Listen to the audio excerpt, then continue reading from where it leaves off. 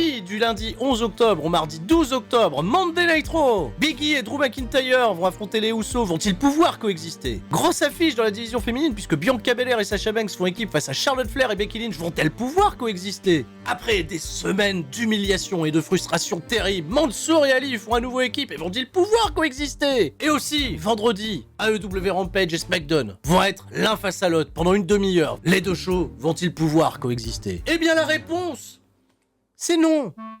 Ben non, c'est cruel le catch, personne peut coexister, ça marchera pas. C'est non, la réponse est non. Voilà, il n'y a plus besoin de faire l'Euro Recap. C'était Sturi. Non, ça reste pas fort ce soir. Ouais. Ciao, bye bye.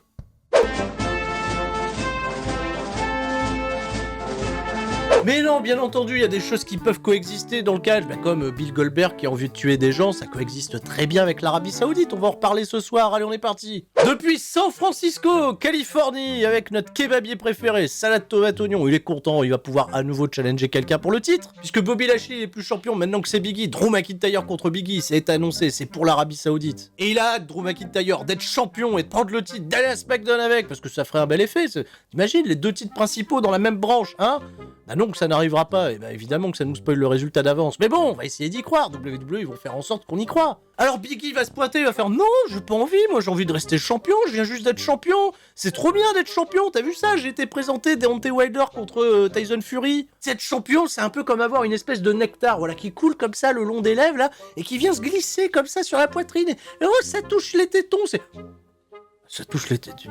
Ouais, je peux comprendre, ça coule un peu, tout ça, mais touche pas aux tétons, enfin, laisse les tétons tranquilles. Bon, la tension, elle monte petit à petit entre les deux hommes, et Vladipak, il y a les Usos qui... Les Usos, ils sont pas à SmackDown, les Usos, on s'en fout. La draft, elle prend effet à partir du 22, et eux, ils étaient à SmackDown, donc et il reste à SmackDown, en réalité. Qu'est-ce qu'il vient de foutre? Eh ben, sachez que c'est le chef tribal qui les envoie. Le chef tribal, il prend des commandes, comme ça, il décide. Les Usos, il sera intéressé à ce que Drew McIntyre, il prenne le titre, comme ça, il le ramène à SmackDown, et le chef tribal, il peut battre Drew McIntyre pour le titre, avoir les deux titres.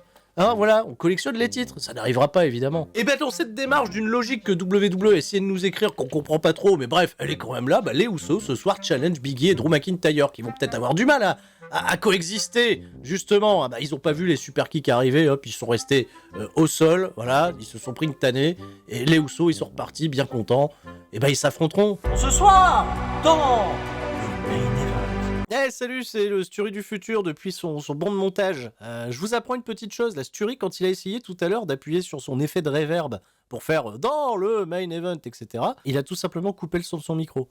De ce fait, il y a plus d'enregistrement audio pour la suite de la vidéo. Alors, si, il va bien y avoir du son, mais c'est un son un peu moins bon, puisque c'est le son qui est directement issu de la caméra. Donc vous m'en excuserez, je n'aurai pas l'occasion de lui demander poliment de retourner l'intégralité de la vidéo. On va vous contenter d'un son un peu moins bon, mais qu'on va essayer de traiter correctement. Voilà, c'est tout pour moi, c'est tout pour lui. Bonne écoute, ciao bye bye, mettez des pouces bleus. L'autre chose qui nous intéresse ce soir, c'est le King of the Ring et le Queen's Crown. Mais oui, les tournois continuent. Kofi Kingston et Xavier Woods, tous les deux engagés dans le tournoi, ils sont interviewés dans la Gorilla Position par Kevin Patrick de WWE Fan Axel. Et alors, les mecs, là, qu'est-ce qui se passe là? Si vous gagnez tous les deux au premier tour, vous allez vous affronter? Ça vous fait pas peur, ça? Mais ils répondent pas, et ils se marrent, et ils se cassent. Et ils laissent Pantois Patrick totalement Axel, et on passe à la suite, et c'était une belle suite. Xavier Woods contre Ricochet, 10 minutes 55 d'un match ultra compétitif, ça fait plaisir à voir. C'était d'ailleurs ce qu'il y avait de mieux cette semaine à Raw, avec un Xavier Woods qui nous répète depuis des semaines sur les réseaux sociaux, depuis des mois, qui veut être roi à la place de Baron Corbin, à la place de tout le monde.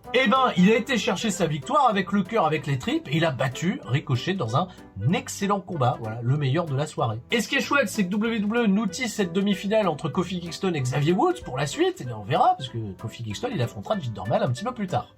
C'est pas comme si Jinder Mahal, il allait se retrouver roi en Arabie Saoudite, hein, on va pas... Hein, si, ils vont faire ça, vraiment, on en reparle après. Mais là, tout de suite, on nous remonte des images de Randy Orton qui challenge Omos. Là, ils se sont pas affrontés finalement, c'était juste pour un angle. Mais ça a inspiré Riddle qui vient interrompre Randy Orton dans sa séance, il était en train de réécouter le lundi catch à l'arrache. Mais oui, chaque lundi à 20h sur twitch.tv/Sturi316, Randy Orton, il y a une écoute la rediffusion. Et il apprend des trucs parce qu'on fait des quiz avec le King of the Ring hier, c'était bien, on a regardé un vieux Rumble. C'était le 97, c'était pas terrible. Et Riddle il fait ouais, j'ai un plan.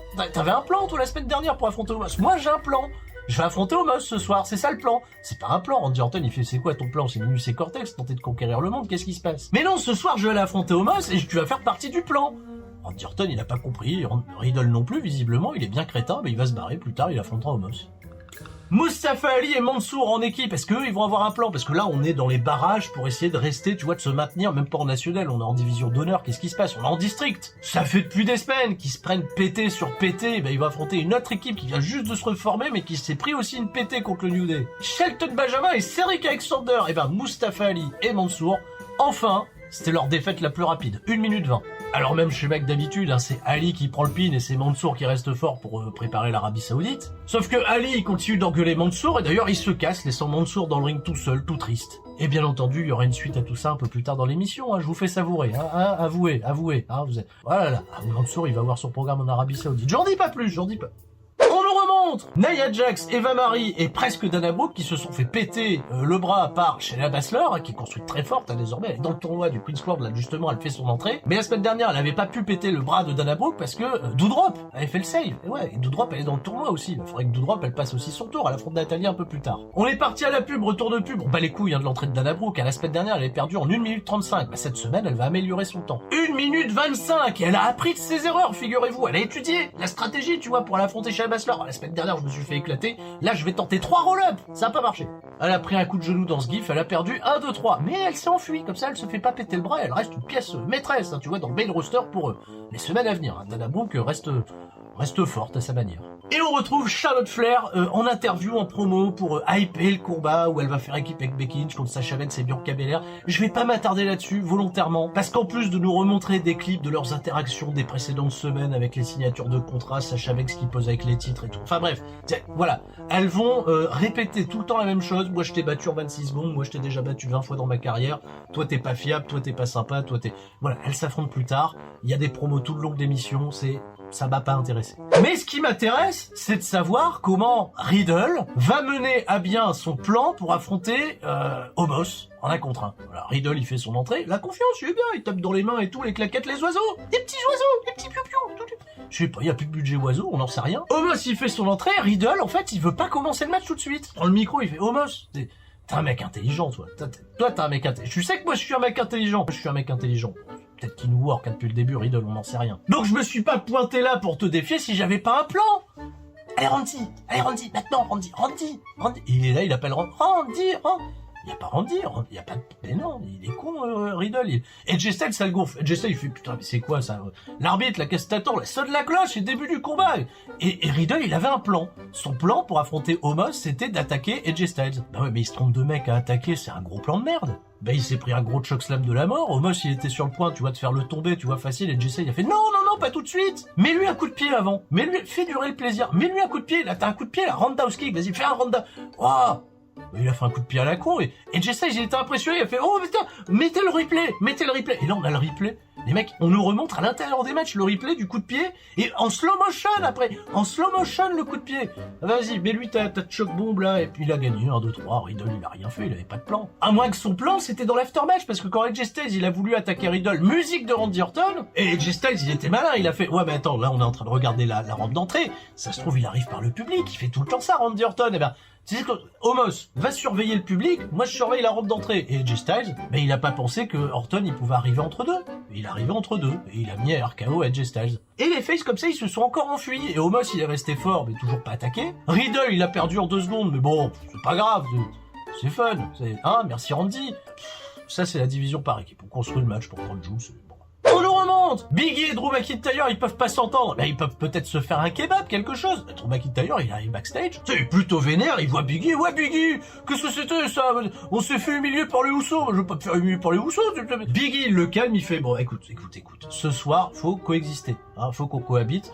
On va battre les Houssos, ça va bien se passer, etc. Les mecs arrivent un petit peu à se mettre d'accord. Et ils se font la poignée de main des Mega Powers de Hulk Hogan et de Macho Man, Randy Savage, tu te souviens, les Mega Powers. Ah non, vous étiez pas nés, vous. Bon, ici, il y en a quelques-uns, ils étaient nés, ils se souviennent de ça, c'est une bonne idée de faire les Mega Powers qui se serrent la main et tout, parce que ça c'est bien fini, les Mega Powers, ça. Hulk Hogan et Macho Man, ça c'est tellement bien fini. Bon, merci, spoiler d'avance, hein, ça se finira pas bien. Hein. Bobby Lashley, il arrive au costard et il vient nous parler pour répondre, bien entendu, aux provocations de Goldberg. D'ailleurs, on nous remonte des images de SummerSlam, de Bill Goldberg qui fait oh, Bobby Lashley, je vais te tuer, je l'ai dit ça, je vais te tuer. Bon, je vais pas vous le refaire, vous connaissez la suite, il veut le tuer. Bon, bref, en Arabie Saoudite, voilà, dans un No Holds Barred. Et Bobby Lashley, il fait, oh, t'as vu ce qu'a dit Goldberg?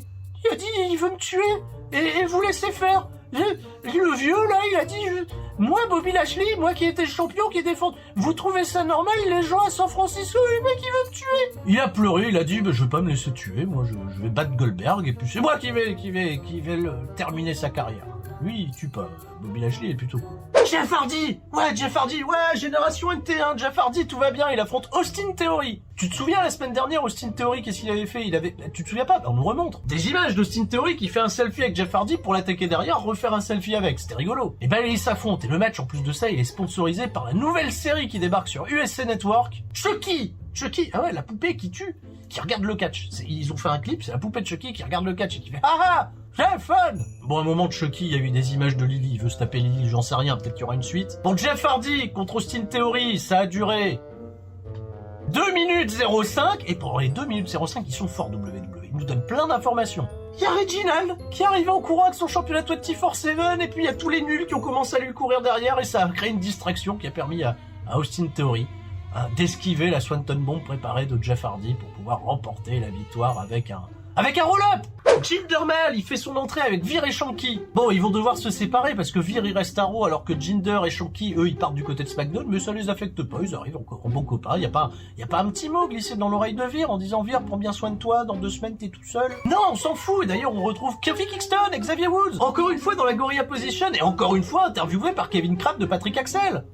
Xavier il a gagné, si Kofi il gagne, vous allez vous affronter, qui c'est qui va gagner? Mais genre, s'ils savaient, ils allaient te répondre. Mais t'es con, Kevin Pantois, qu'est-ce qui t'arrive? Alors le New Day ils sont cool hein, parce que même s'il y a les Usos qui viennent attaquer leur pote Biggie, ils s'en mêlent pas. Hein. Eux ils sont concentrés, King of the Ring, et puis on est parti, Kofi Kingston, belle concentration. Dans un match plutôt décent, Kofi Kingston il a perdu. Presque clean parce que Kofi il a eu l'attention un petit peu détournée par Veer et Shanky qui se battaient avec Xavier Woods à l'extérieur du ring. Le Calas, le bon vieux Calas de Jinder Mahal qui va affronter Xavier Woods la semaine prochaine à Raw dans les demi-finales. Et comme j'imagine pas une finale Xavier Woods Finn Balor, parce que Sami Zayn il ira pas en Arabie Saoudite, et bah si ça se trouve on est parti pour avoir le roi Jinder. Mais il a déjà posé avec la couronne, ça lui va bien le roi Jinder, vous en pensez? Le roi Jinder, ouais. Allez, c'est boss time. Sasha Banks et Bianca Belair font équipe contre Charlotte Flair en mode Thanos et Becky Lynch en mode CGI. Ben, on va encore faire des cauchemars. Avant que le match ne débute, hein, les commentateurs ils nous disent oh là là, elles sont toutes en rivalité, comment elles vont coexister. On nous rappelle l'affiche de l'Arabie Saoudite, il n'y a que Charlotte qui est pas en Arabie Saoudite. Mais oui, mais comment elles vont coexister? Bah voilà, la preuve sous nos yeux, bah elles se battent toutes entre elles. Voilà, toutes. Sont partis là en mode Fatal 4 la Becky sur Charlotte, Bianca sur Sacha. Alors ça n'existe pas là, c'est le bordel là, ils sont obligés d'envoyer la sécurité. Mais oui, mais séparez-vous, on a signé pour un match. Adam Pearce ou Deville, non, on a signé pour un match de catch, il faut faire un match de catch. On va partir à la pub, retour de pub, vous vous calmez et on fait un vrai match de catch. Bah on est parti pour, je sais pas, 2 minutes après, bah non, elles se sont encore toutes foutues sur la gueule, ça va pas. L'arbitre il a dit, oh non, Sacha, elle se fait attaquer par Bianca, je disqualifie. Bah non, même si ça vaut pas une disqualification, je disqualifie quand même, voilà. Pas de finish, juste 4 nanas qui peuvent pas coexister. Alors si, ils ont mis Sasha Banks contre Becky Lynch pour rivaliser face à EW Rampage la semaine prochaine, mais qu'on sait déjà que ça va être le bordel, que tout le monde va intervenir, est-ce que ça va vraiment faire basculer? Le pire c'est que oui, parce que Rampage, ils vont se prendre le toll. À vendredi soir, ça va être un massacre, hein. En plus de ça, SmackDown, pour leur demi-heure en plus sur FS1, ils ont dit, on met pas de pub. Et puis on a Brock Lesnar. Ça va sentir l'heure aussi pour Tony, surtout que le dernier Rampage, il a pris une grosse claque dans la tronche à un peu plus de 500 000 téléspectateurs, ça a pas fait de bien, et bon, on n'est pas là pour parler de ça. On est là pour se plaindre comme d'habitude, parce que sur le Raw Recap, on aime bien se plaindre, on met des pouces bleus aussi. Ah oui, on en met un petit peu. Bon, elles ont montré des choses sympas dans le ring, quand ça a un peu catché pendant à peu près 3 minutes, pas plus. Mais c'est plus un match qui a servi d'angle pour nous dire que les 4 meufs, elles peuvent pas coexister. Doudrop contre Natalia, ça peut être un super match de catch quand on y réfléchit bien. Eh ben, pas du tout. À leur décharge, c'est le match le plus long du premier tour dans le Queen's Crown. Voilà, 3 minutes. Ah, c'est un bel exploit. Natalia, elle a dominé pendant 90% du match. Ah ouais, des offenses, des droites, des bennes dans ta tronche, des vas-y que je cours, que je te mets les pieds sur la tête, que je fais mon dropkick. Elle a dominé. Elle allait porter son sharpshooter, elle se fait avoir, elle a pris un roll-up, elle a perdu 1, 2, 3. Donc Doudrop, qui est une menace parce qu'elle galère face à Natalia et elle a eu du bol à la fin, elle ira affronter Shayna Baszler en demi-finale. Voilà. Pour gagner, parce que Shayna Baszler, elle aussi, si on réfléchit bien, je pense pas qu'elle ira en Arabie Saoudite. Voilà, Doudrop Carmella, quelle belle finale à nous offrir, qui durera, je pense, dans la moyenne. Hein. C'est quoi la moyenne des matchs là pour le premier tour? 2 minutes 2 minutes la moyenne des matchs du premier tour. Ouais, 4 matchs, un petit peu plus de 8 minutes, ça fait 2 minutes. Et bah du respect également, on en a beaucoup pour John Morrison, hein, qui reste zen. Ah, voilà, il se concentre, il fait son yoga. Rhea Ripley, Nikki H, elles arrivent. Bah tu fais quoi, John Morrison? Tu fais du yoga. Tu fais du yoga, je fais de la réflexion sur soi-même, etc. Rhea Ripley, Nikki H, elle se moque un peu. On se moque pas des gens qui se concentrent, qui font du... Enfin, Biggie, lui, il se prépare pour son main event. Il y a Austin Theory qui vient faire un selfie avec, comme ça nous tease pas très subtilement la suite. On nous remonte d'ailleurs des images de Mansour et Lali qui peuvent pas coexister. Ils ont perdu contre Shelton Benjamin et Cedric Alexander. Et ben Mansour, interrompu par le Crap France de WWE Fan Patrick. Alors, ça va pas, vous êtes plus copains? Mansour il fait ouais c'est compliqué, etc. Ali il arrive, qu'est-ce que tu réponds là, des questions, là t'es encore en train de te plaindre, tout ce que tu veux c'est danser, faire le fan, alors que moi je te montre la vérité depuis le début. Mansour il fait vas-y on se parlera un petit peu plus tard, c'est tendu tout ça, et Mansour lui il se fait attaquer par Ali, il le défonce, et ça y est, on a notre programme pour l'Arabie Saoudite, ça sera Arabie Saoudite contre Pakistan. Pour l'Arabie Saoudite, Ali contre Mansour. Alors Mansour va rester fort, Ali va vaquer à d'autres occupations. Ils vont tous les deux à SmackDown après, on verra bien. Ali, j'ai peur. Allez, le main event, les Usos vont-ils passer à la sauce tribale du chef kebabier, salade tomate oignon? Drew McIntyre fait équipe avec Biggie. Cool match de catch, allez, bon, Biggie s'est quand même pris une grosse tôle pendant tout le match. Au début, les deux babyface, ils s'entraident et tout, et puis Biggie réclame pendant longtemps, tu vois, un relais à Drew McIntyre. On le voit dans le coin, fais-moi le relais. Drew McIntyre, il finit par faire le relais parce que c'est un mec sympa, et Biggie, là, lui, il se fait dominer. Donc les Usos, pendant ce temps-là, ils vont mener la vie dure à Biggie, qui va réussir, malgré tout, à aller faire le hot tag, et McIntyre, il va faire un ménage incroyable, belly to belly, over the head suplex, et McIntyre on fire. Voilà, kebab frites, kebab en assiette, kebab en galette, la carte de fidélité, chef, pas de souci, il était prêt, il voulait mettre le Claymore Kick à la fin, et Biggie lui a volé le tag! En réponse de la semaine dernière, parce que Biggie, il s'était fait voler le tag par Drew McIntyre, mais c'était bon enfant. Là, Biggie, c'était pas bon enfant. Parce que Biggie, il est con quand même, il s'est fait dominer pendant tout le match et il veut voler le tag à ce moment précis. Bah, il s'est pris un super kick. Il était en galère et Drew McIntyre, ça lui a pas plu. Il a tiré Biggie quand Biggie il avait un pin et ils se sont battus à l'extérieur du ring. Il y a eu double décompte à l'extérieur. Les Usos, ils sont restés forts et bien entendu, Biggie et Drew McIntyre peuvent pas coexister. McIntyre bien amoché, hein, au niveau du front. Une belle bosse qui a un petit peu saigné, mais on sait pas comment. Pourtant, c'est McIntyre qui va prendre le dessus à la fin et qui va porter le Claymore Kick sur Biggie et ainsi terminer notre épisode de Monday Nitro avec un Drew McIntyre qui reste fort et encore une semaine pour faire avancer le Spielblick. Et globalement, bah c'était dispensable. C'est peut-être le meilleur mot là en ce moment. Monday Nitro, c'était dispensable. Donc vous avez peut-être bien fait de regarder l'Euro Recap et en remerciement, n'hésitez pas à commenter, partager, le pouce bleu et tout ce qui va bien avec. On se retrouve demain, non pas sur ma chaîne, non pas sur la chaîne Twitch, mais sur la chaîne de Black Mass Design pour un live. Ils m'ont cordialement invité depuis le temps, ça me fait plaisir, c'est pour son anniversaire, alors je compte sur vous, soyez présents, ça sera à partir de 21h, on parlera de l'actualité catchesque, de WWE, d'AEW, de peut-être d'autres choses, on verra bien, moi j'y vais, je sais pas, j'ai pas le programme à l'avance, on découvrira. Mais ce qui est important, c'est que tout le monde reste fort, sauf les gens qui doivent coexister. Et on peut pas. Que Goldberg et l'Arabie Saoudite qui peuvent coexister. Le reste non. C'était Sturi. Ciao, bye bye.